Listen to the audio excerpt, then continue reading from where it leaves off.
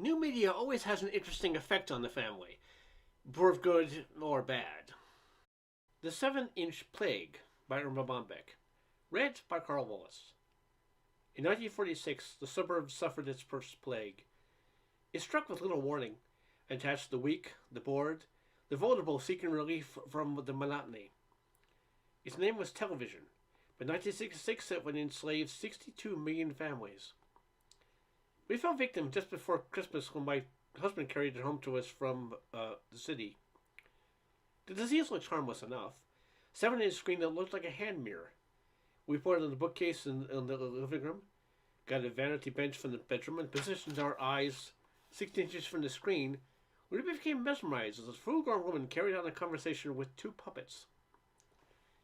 Television was a terminal disease that was to spread and worsen, driving people from acute withdrawal to chip-dip attacks.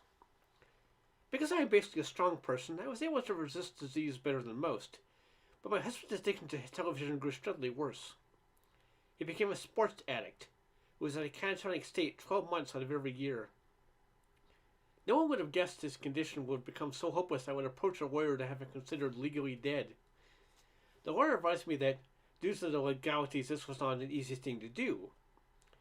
Just because a man sat in front of a TV set with eyes fixed and no pulse is not enough. Said I would have to keep a log of my husband's behavior over a year's period of time. I began to keep a diary in August.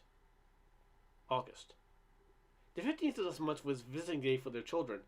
Waiting for a beer commercial, I lined them up and said stiffly, "Children, this is your father." He offered up a pretzel at the same time, watching a beer can dancing with a hot dog. When we insisted he stand up, the children gasped. They remembered I was a much shorter man.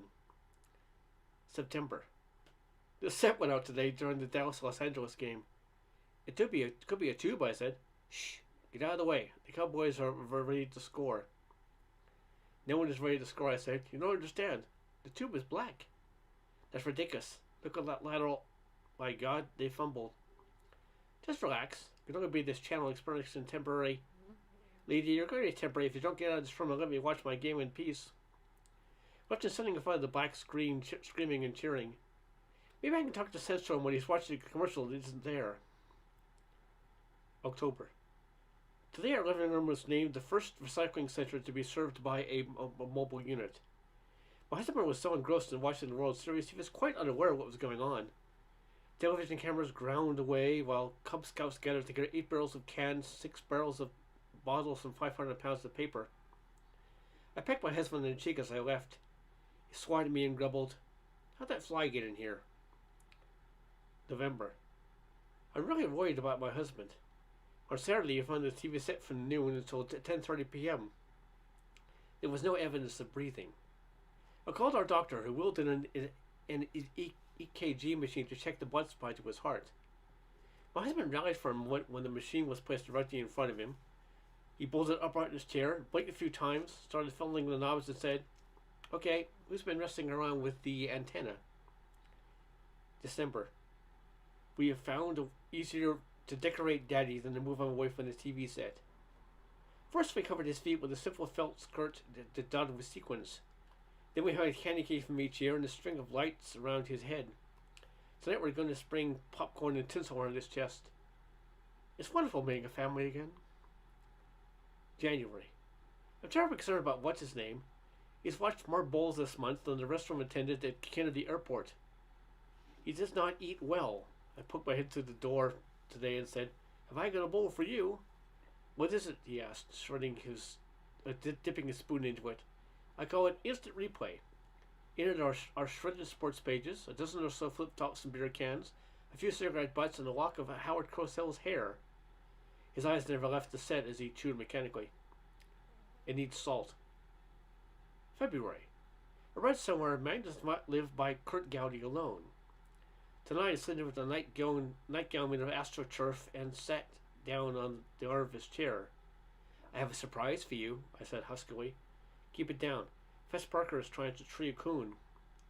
"What would you say if I told you I just bought a waterbed?" First I thought he didn't hear me, and he turned slowly. "Are you serious?" He bounded from his chair, ran to the bedroom, and a smile crept to his face. "You thinking what I'm thinking?" "I hope so," I breathed. Now I can stock my own trout. March. All the green things are coming out this month, except my husband. He's alive, if you call this living, and is being fed intravenously on a diet of basketball, baseball, golf, and hockey.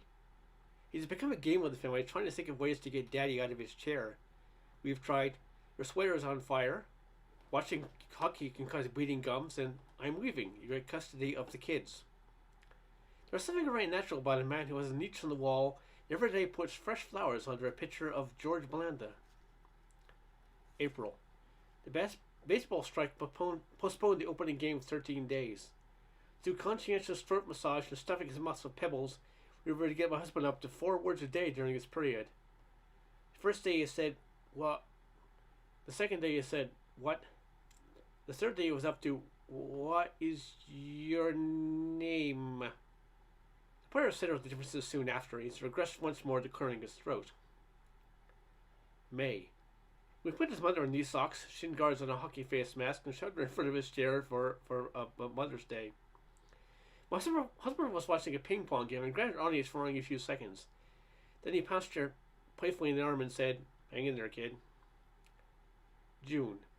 In an attempt to clean our old things we never use anymore, I realized I had inadvertently set my husband on the curb on top of a rusted bicycle. The driver of the truck got into the house and said, "It's cute, but what's it for?" "It does a lot of things," I said. "It eats leftovers, contributes body heat to a room, and can quote more statistics than the sports almanac. We lose him for a doorstop." "What's he doing with a candy cane over each ear?" "He looks so great at Christmas, we hated to take him down." July. "I'm leaving you," I said calmly. "I can't stand it anymore. The loneliness, the boredom, the roller derbies, the golf tournaments, the snacks. I'm young. I have all my own teeth. I want to see a movie besides the Fraser Ali fight. I want to dance and drink champagne from the slipper. Do you understand?" "Shh," he said. "There's a commercial coming up. The one with the beer can that dances with the hot dog." The end.